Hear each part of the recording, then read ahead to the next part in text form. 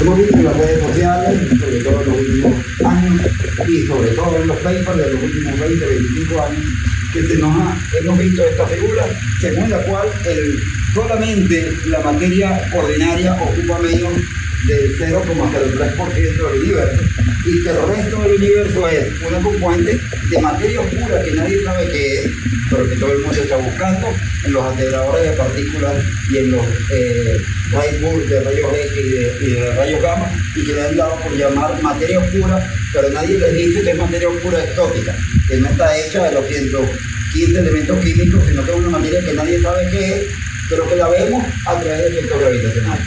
Igualmente que la mayor parte del universo, un 70% de energía oscura, que da la expansión acelerada del universo, de la cual tampoco se entiende absolutamente nada porque no está producida esa aceleración por ninguna de las cuatro fuerzas fundamentales, pero que sentimos sus efectos gravitacionales. Quiero referir que hace más de 20 años en nuestra facultad fue pionera, cuando se inició la facultad en el año 93, hasta el año 96 dimos los primeros seminarios donde nosotros planteábamos la posibilidad de que hay otras maneras de entender el universo y que no es colocar componentes adicionales, sino a través de la gravedad modificada. En la siguiente, brevemente vamos a repasar un poquito sobre la ley de gravedad, algunos aspectos que a veces históricamente se nos antojan como curiosos. Vamos a hablar de la expansión del universo, la teoría del Big Bang, que es esto de la cosmología de materia oscura y energía oscura, que yo, digamos, anecdóticamente la estoy llamando cosmología oscura, y el principio de Mach, que dio origen a la relatividad general. Para entrar entonces a un nuevo paradigma que ya está en boga en la mayoría de las publicaciones científicas internacionales, donde hay gente que ya habla de posibilidades de gravedad modificada. De ser ese el caso, ¿qué consecuencias tendría? ¿Cómo se afectaría esto en la radiación cósmica de fondo? ¿Qué implicaciones tendría en la astrofísica? ¿Y cuáles serían las perspectivas del futuro inmediato? En la siguiente. Bueno, la primera pregunta, hemos estudiado desde el bachillerato que la fuerza de gravitación es el producto de la masa inversamente proporcional cuadrada a la distancia. Según esta ley de Newton, la fuerza tiene un alcance infinito, pero sabemos que nuestro universo tiene radio finito. Y viene la pregunta, ¿puede el universo tener una fuerza que sea más grande que el universo mismo? Aquí hay un problema epistemológico. No es posible que el alcance de la fuerza sea mayor que el tamaño del propio universo sobre el cual se ejerce esa fuerza. Luego tiene otro problema. La fuerza, en la forma en que la prescribió Newton, al tener alcance infinito, la masa de la partícula transportadora de gravitón tendría masa nula. Y sabemos, por los experimentos de la detección de ondas gravitacionales de años recientes, que hay una cota para la masa del gravitón del orden de 10 a la menos 54 kilogramos.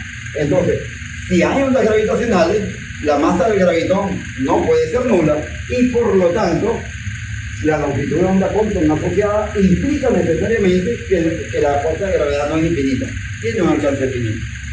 La otra pregunta es compatible esta fuerza con las observaciones astronómicas? Las evidencias muestran que no. Ni la curva de rotación de galaxias, ni la masa de los cúmulos globulares, ni las galaxias satélites de la Vía Láctea cumplen con las precisiones de la ley de Newton. Por lo tanto, hay un problema porque parece que la ley no es compatible con las observaciones. Y luego viene otra pregunta. ¿Qué evidencia tenemos de que esta ley sea válida más allá del sistema solar? No tenemos ninguna evidencia empírica más allá del sistema solar. Cuando se observan estrellas dobles o estrellas binarias y sistemas múltiples, las asumimos como válidas. Sin embargo, hay un paper reciente de hace 3 años que muestra que tampoco es compatible con los sistemas binarios. Hay una desviación de la masa esperada del cociente de masa utilizando la ley de gravitación. En la siguiente, esto no es nuevo. Ya Pierre-Simon Laplace en el siglo XIX ya planteaba que la fuerza de gravedad tenía un término adicional que se llama un término tipo Lagrange. O sea, es un exponencial que decrece con la distancia y tenía una forma de 1 sobre R. Y Sealing, en el año 98, ya planteó otra modificación alternativa. Si bien es cierto que ellos plantearon estas modificaciones para tratar de explicar el movimiento del planeta Mercurio y la predicción del planeta Mercurio, y que después se abandonó con el surgimiento de la relatividad general, porque se explicó la precesión del periodo de Mercurio, no es menos cierto que diversos pensadores se han preguntado si esta ley es realmente universal, si en verdad la fuerza va como el inverso del cuadrado a la distancia. Lo del calificativo universal es posterior e histórico, no lo hace Newton. Es Immanuel Kant quien, leyendo principios matemáticos de la filosofía natural y habida cuenta de que la predicción de Urbain Le Verrier le permitió descubrir al planeta Neptuno a partir de las perturbaciones orbitales en el planeta Urano. Entonces Le Verrier predice, usando la ley de Newton, dónde va a haber un astro que nadie ha descubierto y en qué región del cielo y cuándo se va a observar. Bueno, esto marca un hito a nivel mundial, un hito dentro de la historia de la ciencia, el trabajo científico más grande de que se tenga noticia, lo presentó el Le Verrier, fueron 700 páginas de cálculo, y él decía dónde se iba a ver el planeta no descubierto. De hecho, el diario Le Monde tituló Messier Le Verrier ha descubierto un astro en la punta de tu pluma. Y entonces aquello le dio un calificativo de que la ley de Newton era universal, valía para las masas que caen dentro del campo gravitatorio terrestre, en particular una manzana que cae de un árbol, era igual para la caída de la luna en su órbita alrededor de la Tierra y era lo mismo para todo el universo conocido. Pero es que en la época de Kant y de Newton no se conocían las galaxias. Las galaxias como un concepto es de 1920. Entonces, realmente, este calificativo universal, nosotros lo hemos asumido de manera crítica. Y la pregunta es, ¿realmente universal? ¿O era universal en la época de él? Si bien es cierto que en los años 70, el suizo Ebert y colaboradores diseñaron muchos experimentos y se han repetido para probar la exactitud de la ley inversa del cuadrado. Y lo han hecho con una precisión inusitada. En el sistema solar y en los experimentos que se han hecho dentro del sistema solar, la ley va como 1 sobre r cuadrado con una precisión de 10 a la -9, por lo cual prácticamente nos da mucha confianza de que esta ley funciona al menos en el sistema solar. Pero no tenemos confianza de que funcione en otros sistemas. La siguiente. Bueno, no hay evidencia, como ya decía.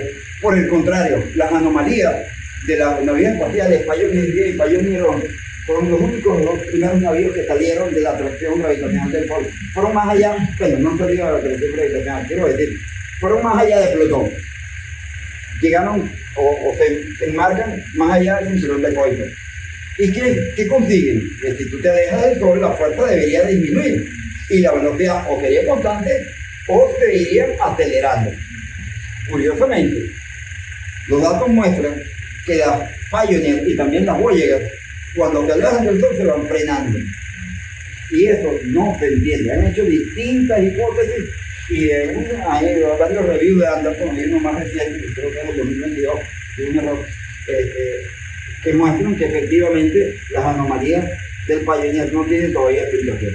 ¿Cómo es que cuando me alejo del sistema solar, la fuerza se incrementa? Entonces, esto da una idea de que las evidencias de la gravitación de Newton, más allá del sistema solar, no funcionan muy bien.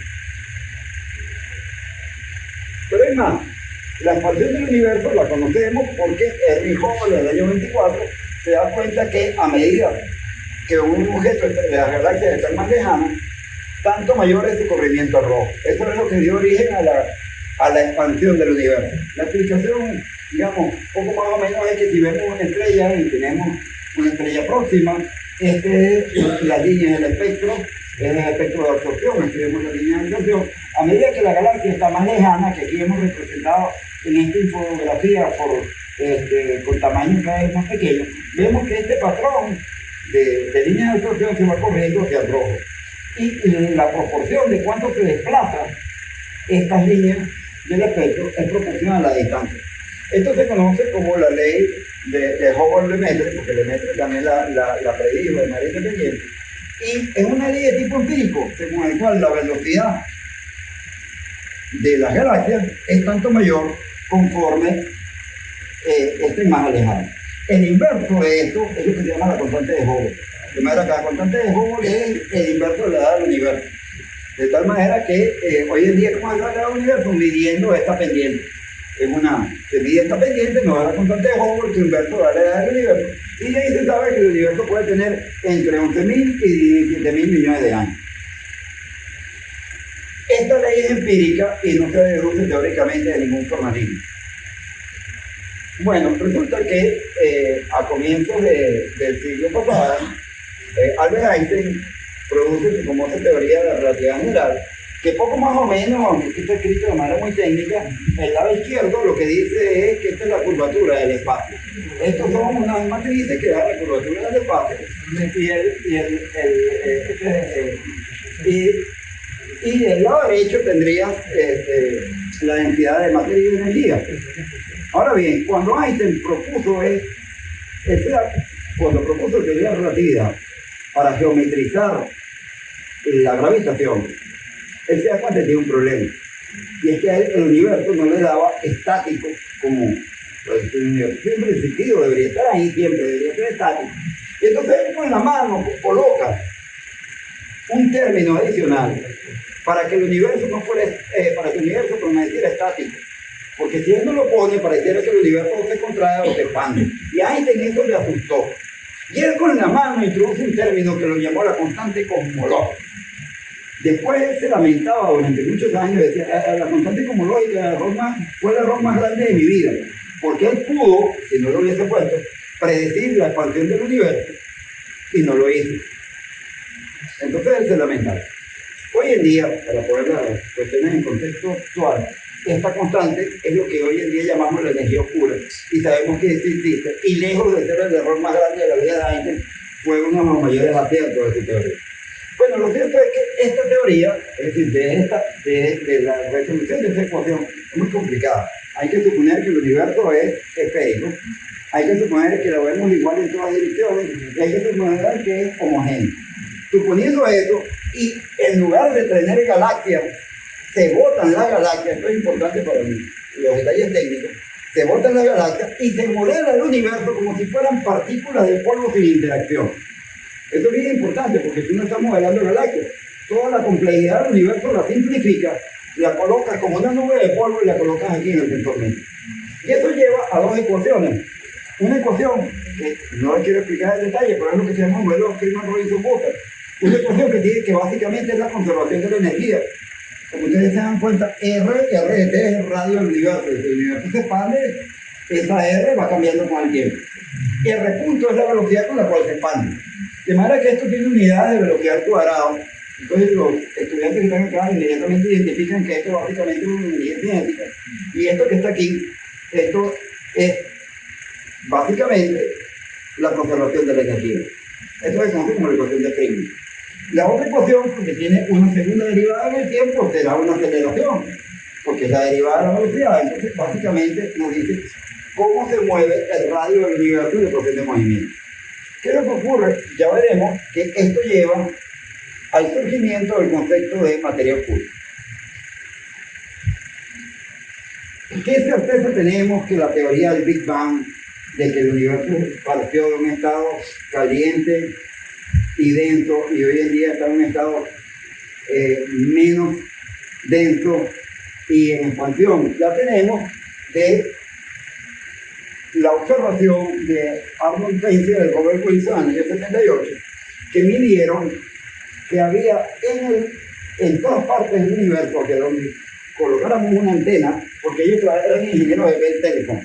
Entonces ellos midieron con una antena y se dieron cuenta que había un ruido. Ellos trataron de limpiar el ruido. De hecho, se metieron adentro con unas escobas y jabón a limpiar las cagarruchas de palomas de la antena.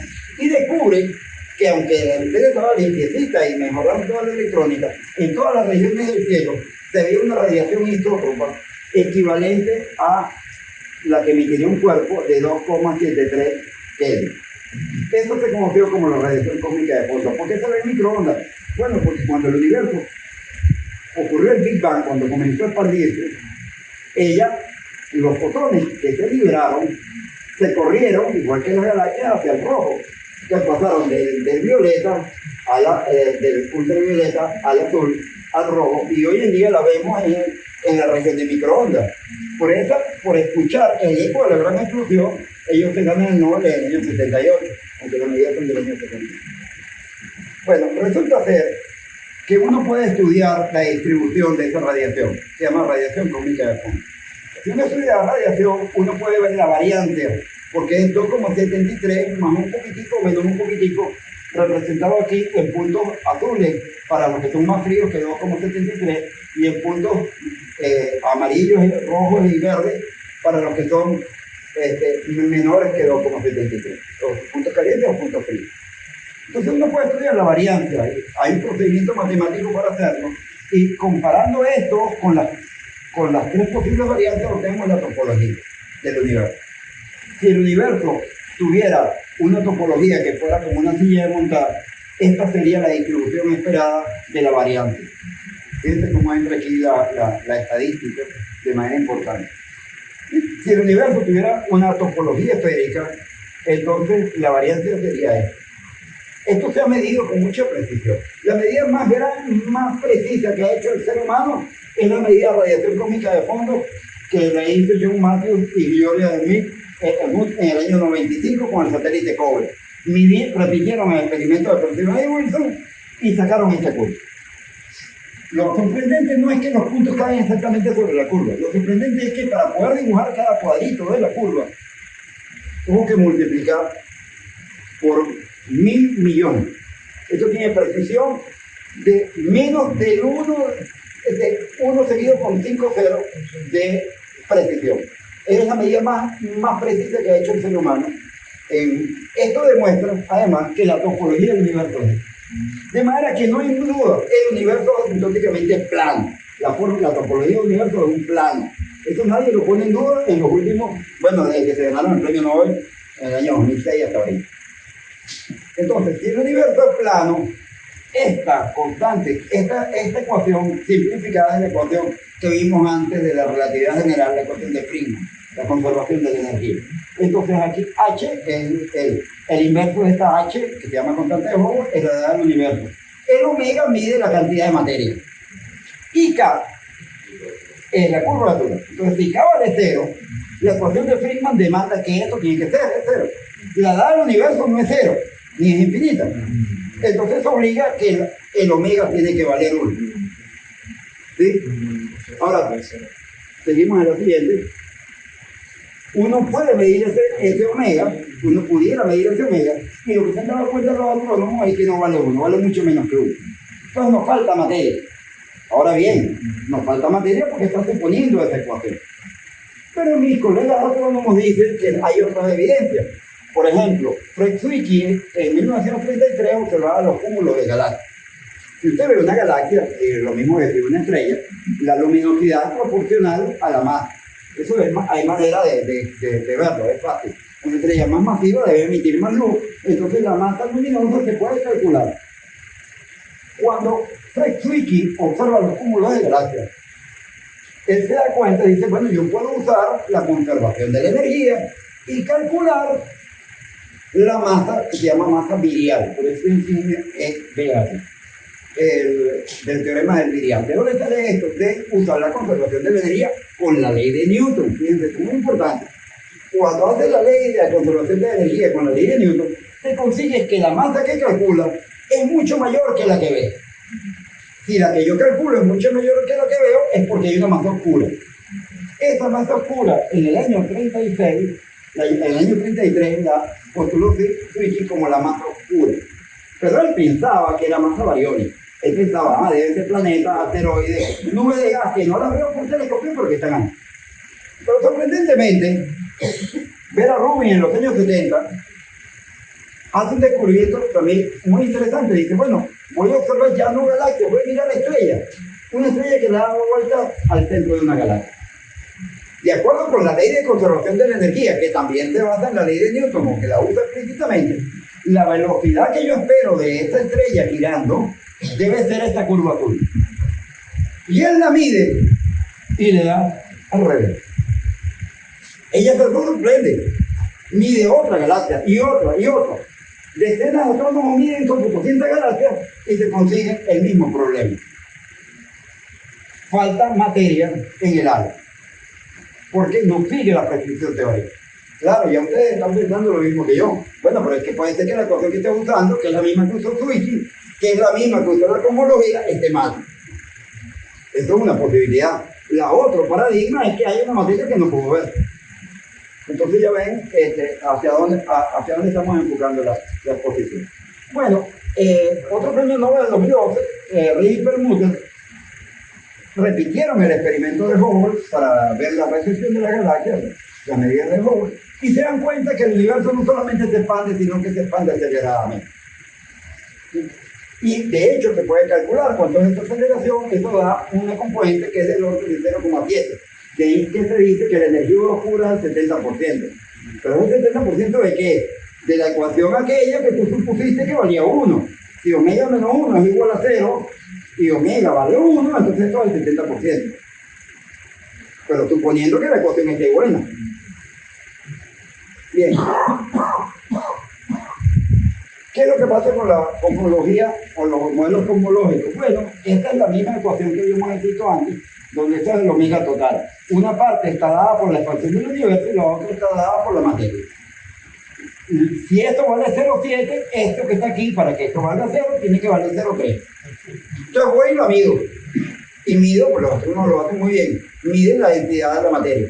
Cuántas estrellas hay en promedio, a distintas dimensiones.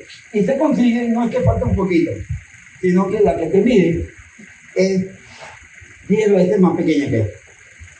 A esta falta de materia se le llama materia oscura. Entonces, por las lentes gravitacionales pasa lo mismo. Porque ya no, con las lentes gravitacionales yo puedo calcular la masa de la lente gravitacional. Una lente gravitacional es muy fácil de entender. Es que el espacio se curva alrededor de los objetos masivos y cambia el índice de la refracción. Y la mejor manera de ver estos arcos que se han medido de lente gravitacional es que se agarra una copa y pone debajo una vela o una fuente de luz. Y usted mira una fuente de luz, un bombillo en el fondo de una copa y va a ver que en el fondo de la copa se dibujan unos arcos como estos. Este es el análogo a la lente gravitacional. En el caso de un vidrio es la curvatura del vidrio. Y en el caso de las ondas gravitacionales, el campo gravitacional cambia el índice de refracción. Pero quiero enfatizar a mis colegas que me están escuchando que cuando se hacen estos cálculos, se utiliza explícitamente la aproximación de campo débil y se usa nuevamente la ley de Newton. Entonces, claro, cuando usted hace eso, te da que la masa es mayor que la masa luminosa, mucho mayor. Sí, pero es que usted usó nuevamente la ley de Newton, escondida. Porque usted hizo el campo a la lente de gravitación de antes y después usó la aproximación de campo débil y usó GM sobre E. Es lo siguiente.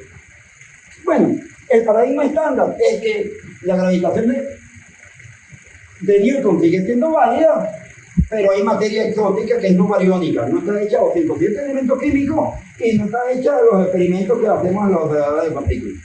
Y entonces hay una cantidad de gente que se llaman los modelos de Navarro-Feldman-White, donde ponen cómo es la distribución de materia oscura para que le den los modelos de las simulaciones de computador. Pero sin ninguna evidencia de que esa materia exista. Luego de varias décadas, la materia oscura no aparece.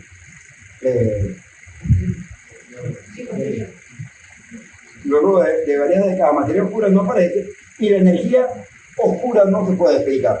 Aquí hay una alegoría, que no es mía, de un publicado hace 2 años, donde se ve a la gente tratando de buscar la materia oscura hasta debajo de la estructura de espacio-tiempo. Lo que sabemos es que la ley de Newton entonces nos antoja incompleta. Y viene la pregunta, ¿podemos incompleta? ¿Y se puede reparar? ¿Cómo que incompleta? Seguimos en la próxima. Ok. ¿Cómo que incompleta? Bueno, aquí hay un detalle que es importante. Y es que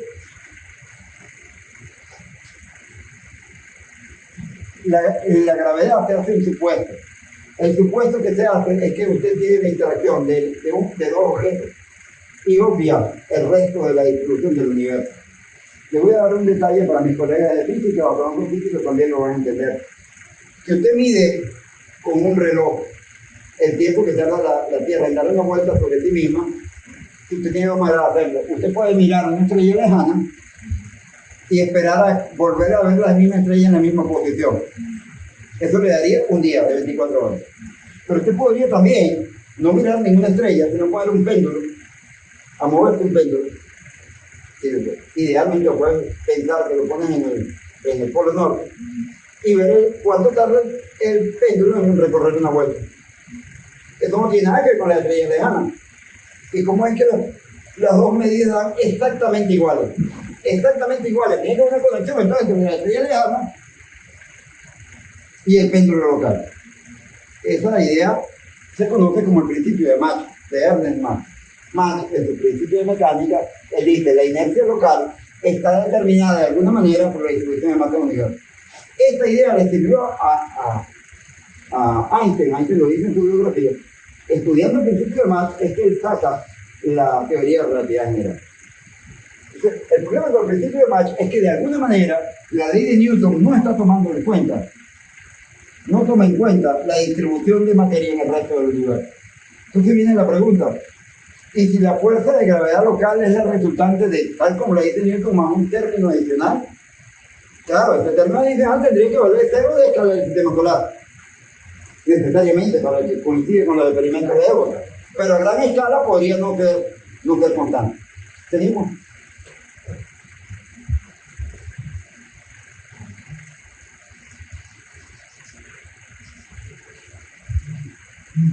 Ok.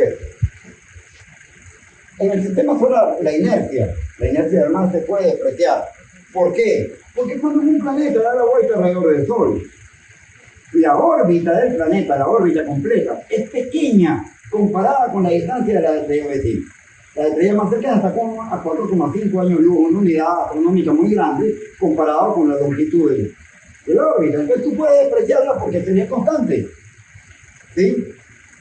Pero a escala de las curvas de rotación de una galaxia, eso no es verdad. Porque cuando una estrella alrededor de la galaxia está dando vueltas alrededor del centro de la galaxia, ya no es verdad que la longitud de esta órbita sea despreciable en comparación con la masa, con la distancia a la que están, por ejemplo, los cúmulos globulares. Entonces, no se sigue cumpliendo esta simplificación. Si usted lo mira en cúmulos de galaxias, con la masa perdida de Zwicky pasa lo mismo. Porque cuando una galaxia gira en torno al centro de un cúmulo globular, la distancia que recorre ya no es despreciable en comparación con la distancia que hay a las otras galaxias. Estas otras galaxias deben estar ejerciendo campo o fuerza en distintos puntos de la trayectoria de manera diferente. Y eso no está contemplado aquí, no está contemplado en este término. Entonces, eso nos da la pista de que esto se podría cambiar. Entonces, hay una propuesta, un nuevo paradigma, que es cambiar la gravedad. Usar una ley de gravitación que tiene esta forma. Esta es una gráfica que lo que dice es, mira, a escala, esta es la distancia en megaparsecs, para que tengan una idea, el tamaño del grupo local de galaxias es del orden de 1.2 megaparsecs. ¿Sí? Entonces, en realidad megaparsec es una unidad muy, muy grande, ¿no? Entonces, a escala del sistema solar, este término, fíjate, este potencial valdría cero, es nulo.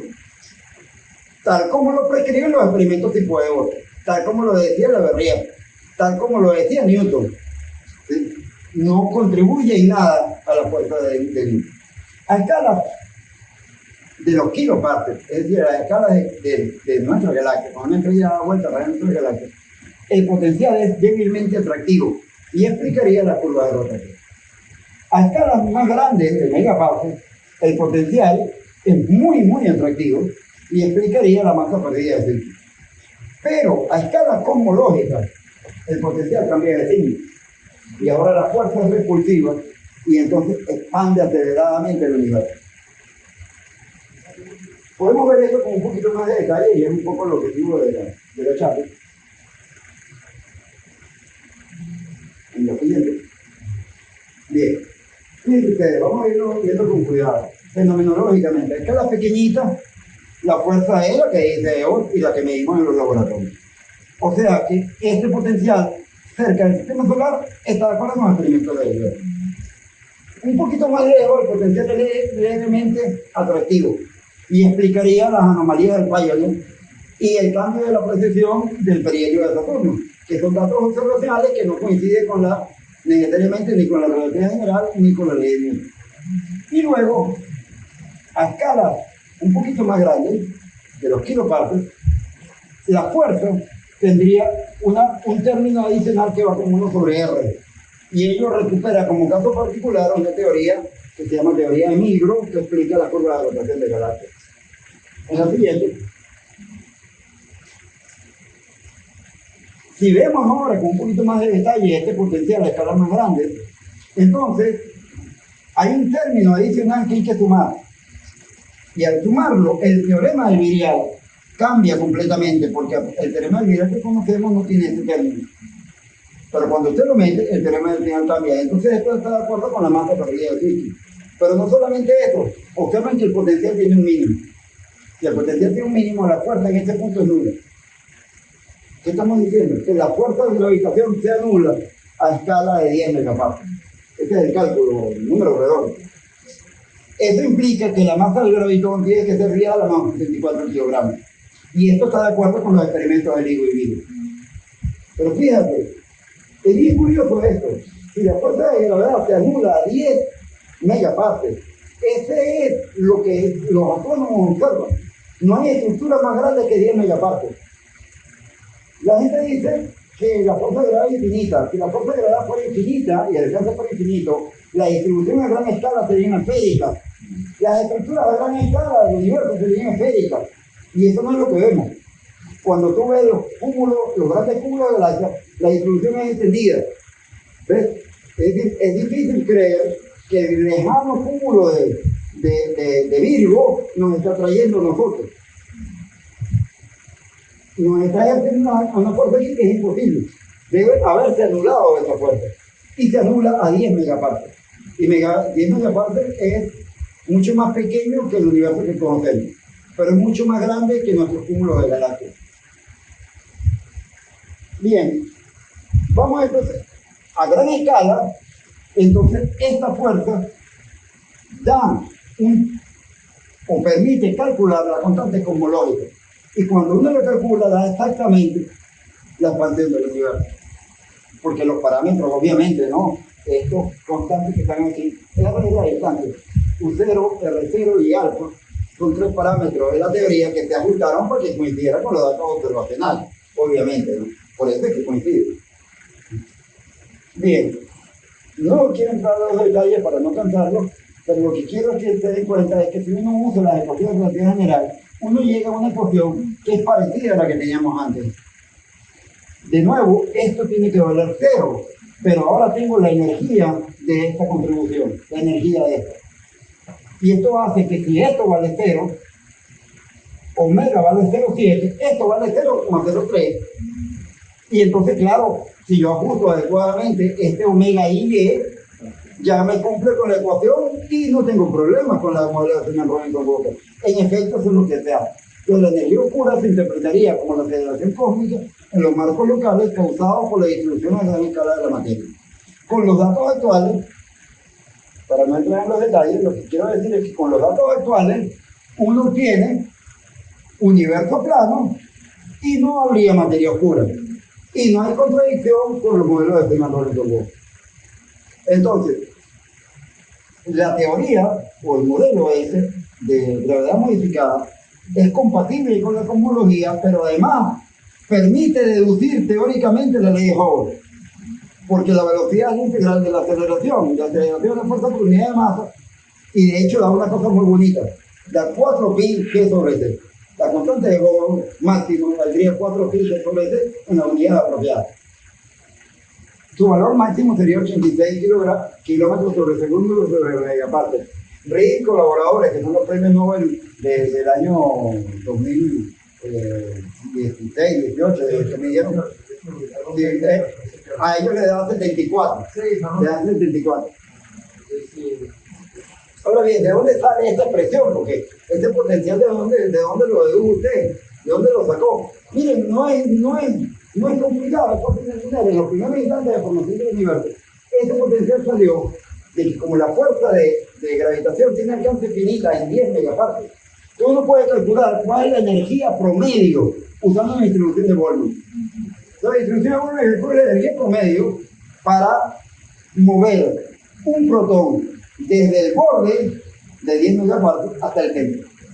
Y si tú haces esto, obtienes una expresión como esta, además con alfa, R0 y U0, de manera que vale exactamente lo de la teoría.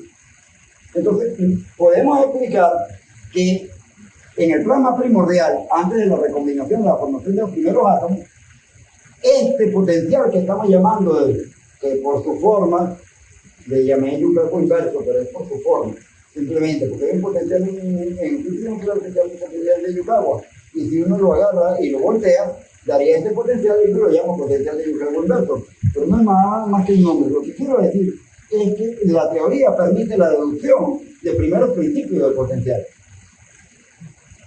En la siguiente, bueno,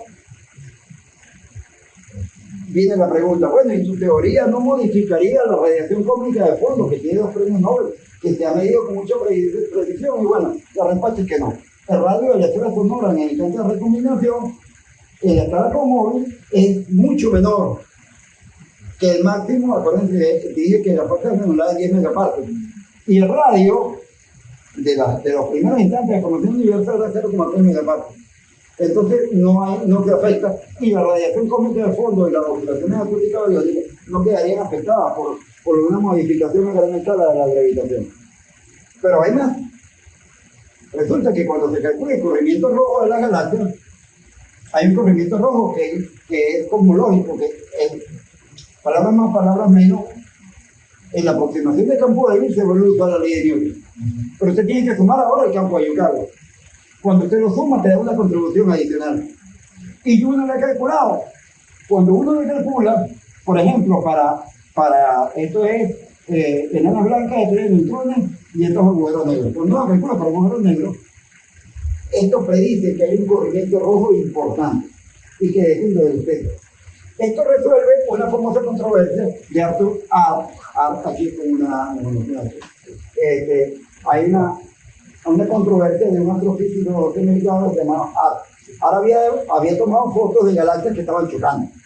Y cuando les leía el corrimiento rojo, daban muy distintas. Y bueno, ¿y cómo es que chocan y los corrimientos rojos son muy distintos? Es porque hay una componente importante de la gravitación. Ahora, esto es muy importante, porque esto haría que los agujeros negros estuvieran más cerca. Y viene a resolver un problema conocido para mis colegas que hacen núcleos activos de formación de galaxias, que es que si los cuasares, que son unas galaxias muy remotas, están tan lejos, si todo el corrimiento rojo tú lo calculas por aquí, sin poner este término, si lo calculas de esta manera, yo tendría que poner muy lejos, muy lejos. Y si lo pones muy lejos por ese corrimiento rojo, para que tú lo puedas observar de la Tierra, tendría que ser colosal. Y entonces la gente habla de hiperagujeros negros o agujeros negros hipermasivos. ¿Sí? Y este es un problema porque no hay ningún mecanismo físico que permita explicar una luminosidad de ese estilo. Si uno introduce una modificación del tipo de campo de Yukawa, se resuelven estos problemas. Y hay una serie de predicciones. Por ejemplo, si uno repite la masa perdida de Zwicky, nosotros tenemos que el teorema del Mirial se modifica ahora, porque el teorema del Mirial tenía que ver con la energía potencial, pero la energía potencial era la de Newton más la del campo este que estamos colocando, me da un término adicional. Y entonces en el coloquio más adelante uno de mis estudiantes, Joel Escobar, va a presentar los detalles de cómo, usando esto para los cúmulos conocidos, la masa del Mirial era 700 veces más pequeña que la calculada por Zwicky, y por lo tanto no necesitamos invocar materia oscura para empezar los cúmulos de galaxias. En la siguiente, ahora hay otras consecuencias. Por ejemplo, y tu teoría, o la teoría que ustedes han formulado, se puede comprobar. Sí, se puede comprobar, porque uno puede calcular una cosa que se llama la distancia de luminosidad. Y si uno hace la distribución estadística de galaxias a distintos corrimientos de rojo, uno tiene que, dependiendo del modelo que tú te plantees, los máximos se desplazan, ¿ves? Y la teoría esta predice que tenemos un máximo en Z igual 2 en la distribución de galaxias. Déjenme adelantarles que no lo he publicado. Eso es un trabajo que va a hacer Manuel, justamente. Tenemos un máximo cerca de Z igual 2. Y esto parece que se observa. Por lo menos en los 50 megaparsecs cercanos, En el catálogo romano es de 50 megaparsecs. De todas las galaxias tenemos un máximo cercano de 1,2, lo cual coincide con lo que nosotros predecimos. No quiero entrar en otros detalles, pero por ejemplo, se puede hacer la desviación ahora. Les dije que había un término adicional en el teorema del Virial. Entonces, si hay un teorema adicional del teorema del Virial, las curvas de rotación de las galaxias cambian.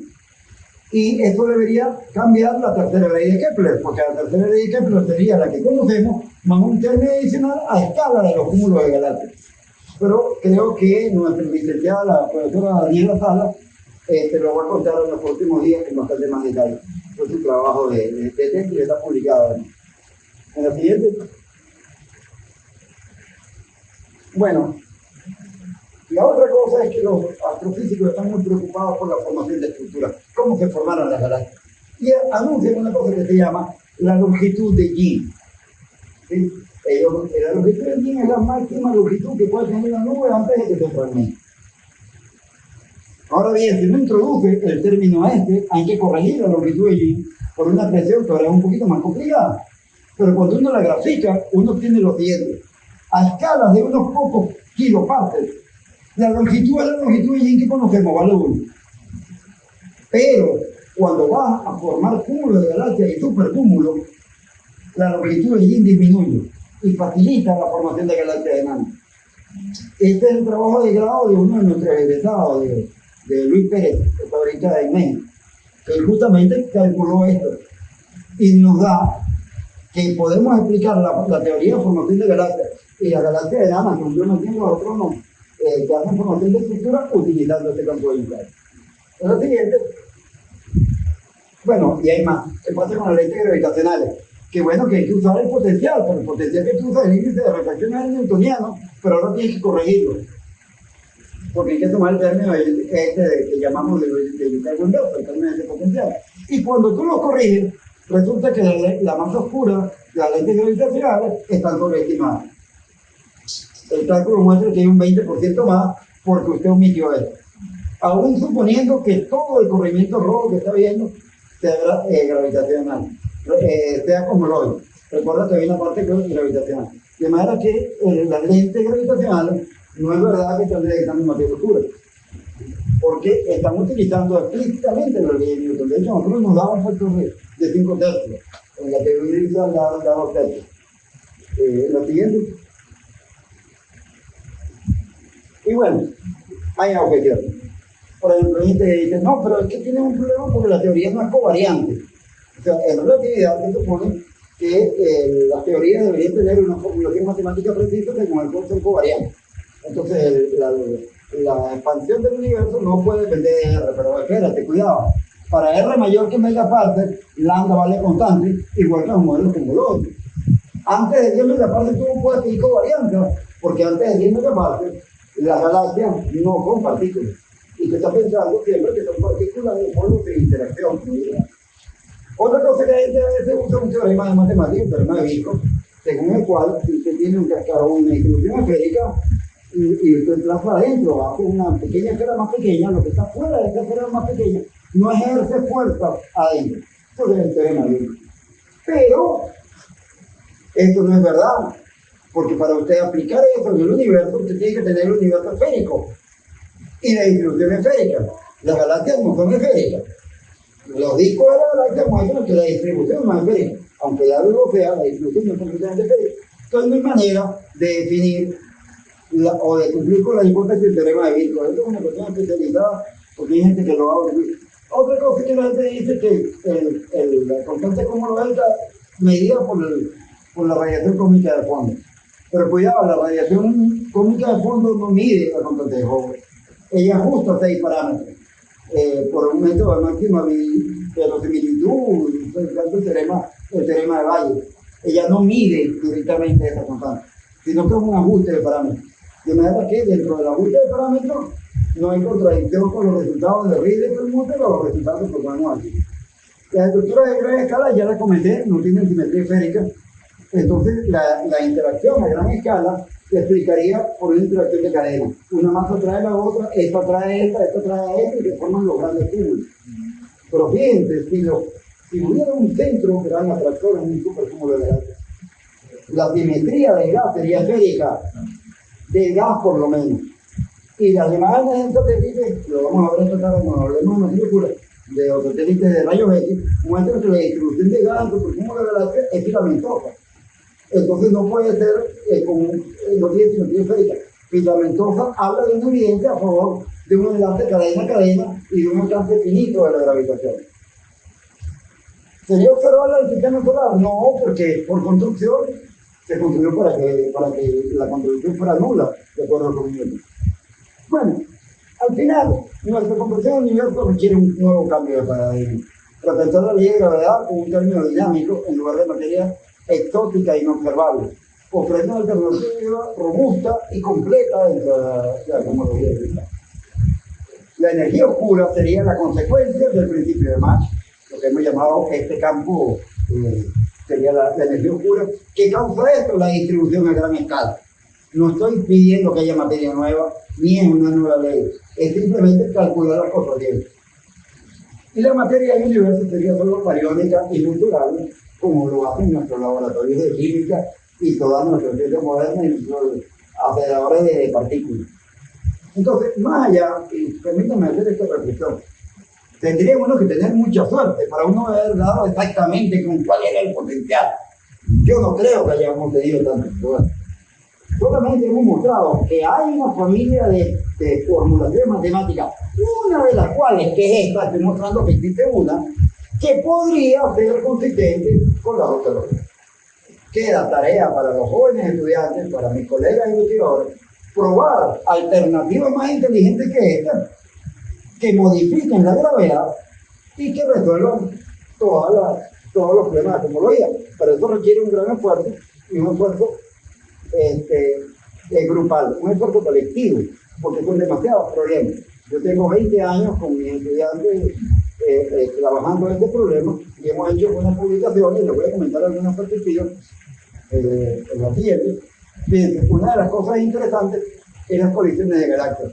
¿Qué no se les antoja que hay algo raro? Los planetas no chocan contra el Sol. Los planetas, los cometas mayormente, tienen órbitas elípticas, parabólicas o hiperbólicas, pero no chocan con el Sol. ¿Por qué hay tanta colisión de galaxias? Bueno, uno podría tratar de ver cuál es la dinámica. Y bueno, ese es el trabajo de Alcides Ortega, que también lo va a presentar, que es calcular que efectivamente, si uno coloca este potencial allí y repite los cálculos, entonces ya no da la ecuación de la cónica. Aparece un arco tangente hiperbólica y entonces obviamente se produce la colisión de galaxias. Pero eso es otro trabajo adicional. Bueno, hay un trabajo, pero bueno, yo dije que la constante de Hubble valía 86, ¿no? Eso significa que la edad del universo debería ser el inverso de esto, da 11,42 millones de años. Pero el satélite de Plan dice que es 13, dice que es más viejo. Bueno, hay una manera de medirlo. Resulta ser que hay unas estrellas que se llaman estrellas enanas blancas. Las estrellas enanas blancas son como el reloj, porque ellas no tienen realidad, no es el centro, tienen nucleares. Pero como se enfrían es como que usted hizo el café y apagó la hornilla. A medida que pasa el tiempo, se va enfriando. ¿Sí? Sabiendo la temperatura de la taza del café, que sabe cuánto tiempo es que usted apagó la hornilla, si hace media hora o si hace 5 minutos. Aquí es lo mismo. Uno puede calcularla. Esta teoría de enfriamiento es el trabajo de Kelvin, la tesis, y sorprendentemente hoy me dio la buena noticia que las últimas simulaciones que hizo le da justamente 11,42 gigajoule. ¿Esto por qué es importante? Porque la gente que había estado midiendo la edad de las enanas blancas se había conseguido con un problema. Krauss y Killer se habían conseguido con que la edad del universo, la edad de nuestra galaxia, era más joven que la edad del universo. Y si nuestra galaxia no puede ser más joven que el universo. Ahí había un problema. Este problema parece que lo resuelve, este es el trabajo de Kelvin, que lo vamos a ver más adelante. Y bueno, hay un problema que es la constante de Hubble, ya para finalizar, que es lo que se llama la tensión de Hubble, que medida de una manera da un resultado y medida de otra manera da otro. Pero recuerden que la constante de Hubble, colocada aquí teóricamente, es en realidad la pendiente de esta curva. Entonces, si usted toma la pendiente aquí, en esta dirección, le da un valor, como el de la radiación cósmica del fondo. Cuando lo tomas así, te daría la que mide Reed y Perlmutter. Y la línea amarilla sería la cota superior, el máximo, ¿sí? el supremo, que sería 4 pies sobre en unidad apropiada, que valdría 86. De manera que esto podría resolver la constante de Hubble, pero esto no lo he publicado y bueno, será mucho sitio para trabajar con esto. Y bueno, la otra predicción es que el alcance máximo de fuerza de gravedad es 10,4 megapascals. De manera que eso es una cosa de la masa del gravitón y podemos entender la dinámica de lo que se llaman galaxias esferoidales satélites de la Vía Láctea. Las teorías estas de Navarro Fraga White, que son materia oscura, ellas suponen que debería tener algo de materia oscura y deberían ser simétricos. Pero cuando los astrónomos observan las galaxias enanas, que son satélites de la Vía Láctea, están todas en el mismo plano. Y cuando ven otra galaxia pasa lo mismo, no cuadra.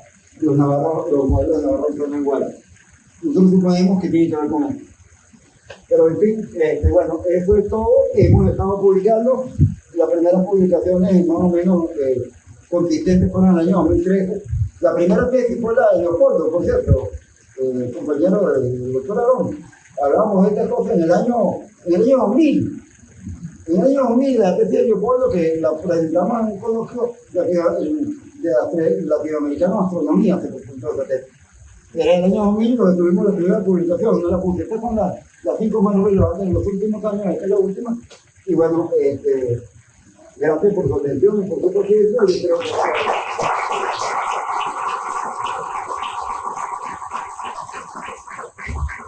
Comentario general, una vez le preguntan al rey de San Agustín, mire, ¿qué estaba haciendo Dios antes de criar el universo? Entonces San Agustín le dijo, criando el infierno, pues, y es una pregunta como esta. Entonces, bueno, dejemos la pregunta, digamos, para el chat, y ya estamos sobre la hora, y les invito a tomar materia oscura, pero en forma de café.